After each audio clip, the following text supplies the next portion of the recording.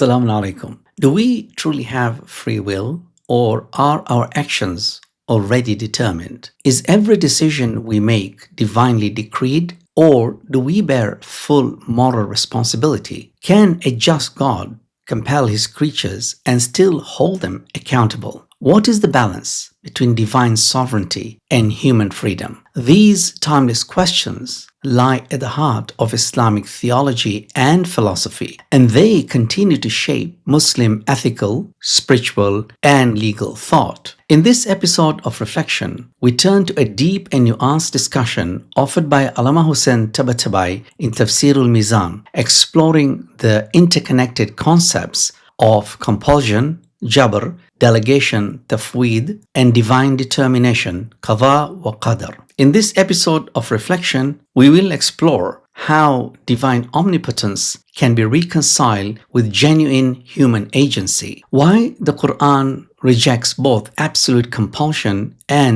total autonomy, the philosophical and ontological implications of divine decree, and how the Imams of the Ahl Bayt articulate a balanced ethical vision of responsibility and sovereignty. Human beings have long grappled with the paradox of divine control versus moral responsibility. On one hand, God is all-powerful, all-knowing, and the ultimate cause of all events. On the other, humans are judged, rewarded, and punished for their choices. Can these two truths coexist? Pause here for a moment. Have you ever felt unsure whether you are the author of your life's choices or simply fulfilling a pre-written script? The tension becomes more pronounced when taken to the extremes. The doctrine of Jabr asserts that all actions are directly willed by God, reducing humans to mere instruments. In contrast, Tafwīḍ argues that God has entirely delegated affairs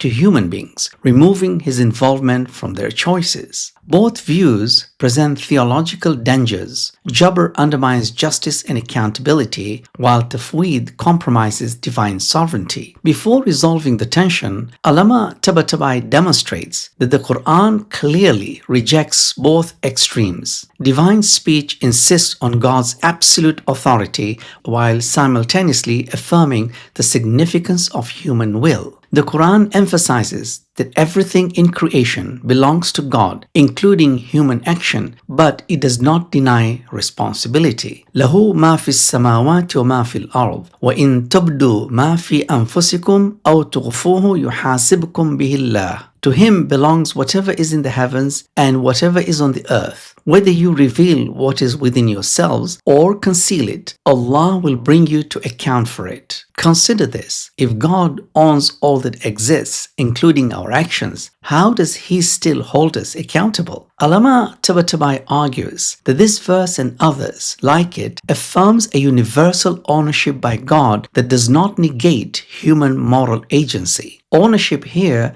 refers to creation, not coercion. God's will sets the conditions for existence, but within those conditions, humans act freely and are accountable. Tafsir al-Mīzān articulates a middle path between Jabr and Tafwīḍ, one that preserves both divine authority and human agency. The metaphysical foundation is rooted in the Qur'anic concept of Qadar, measure, and qaḍāʻ, divine judgment. These terms, as ʿAllāmah Ṭabāṭabāʻī explains, help frame an ontology of balance. God does not create haphazardly. Every aspect of existence operates under measure and purpose. إِنَّ كُلَّ شَيْءٍ خَلَقْنَاهُ بِقَدَرٍ. Indeed, we have created everything according to a measure. Pause for a moment. What does it mean that everything, even your decisions, unfolds according to a divine measure? Philosophically, Qadar represents the blueprint of existence, God's assignment of capacity, potential, and boundary. Qaḍāʻ, on the other hand, is the actualization of this blueprint. The teleological implication is that every event serves a divine purpose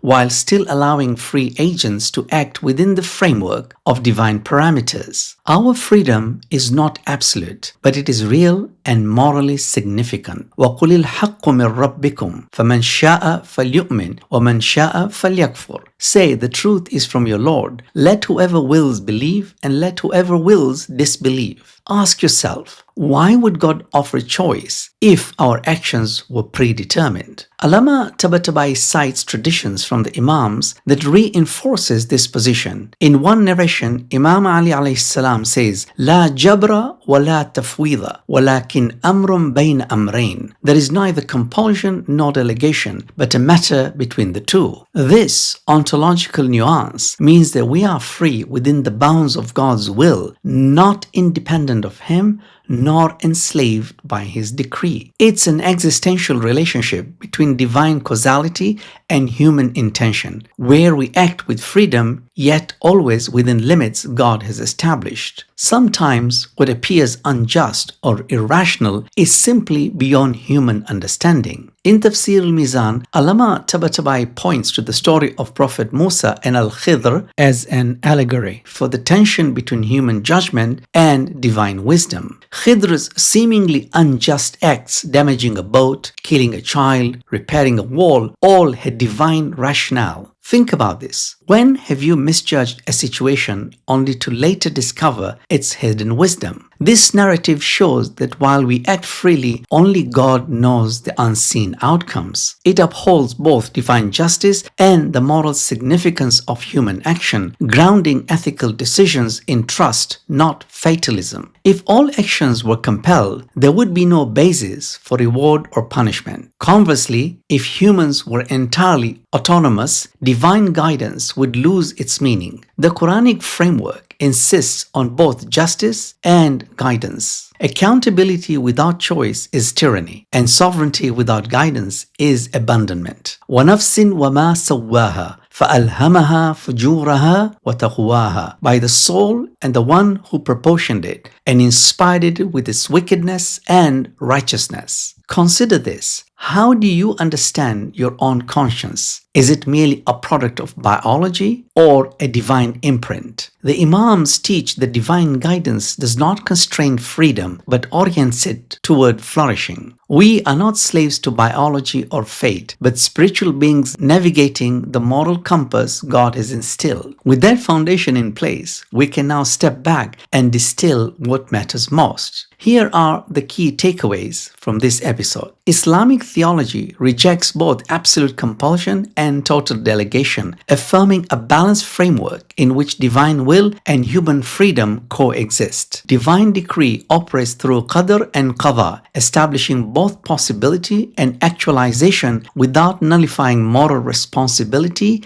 or accountability. Human freedom is real yet bounded, allowing meaningful choice and ethical responsibility within God's overarching sovereignty. Drawing on Tafsir al-Mīzān, this framework bridges determinism and free will, offering a coherent ontology in which divine causality sets the stage and human intention gives moral meaning to action. In the next episode 21, we will explore the dynamic relationship between divine will and human action. How does God's encompassing will sustain our choices without erasing our freedom? What does it mean for human will to operate within, not against the divine decree? Join us as we turn to al-Mīzān for answers to one of the most profound questions of faith and philosophy. Thank you for reflecting with me on this deep and complex theme. If you found today's discussion beneficial, please consider subscribing, sharing the episode, and joining us in future reflections as we continue to explore the enduring wisdom of al-Mīzān. Until next week, wassalamu alaikum wa rahmatullah.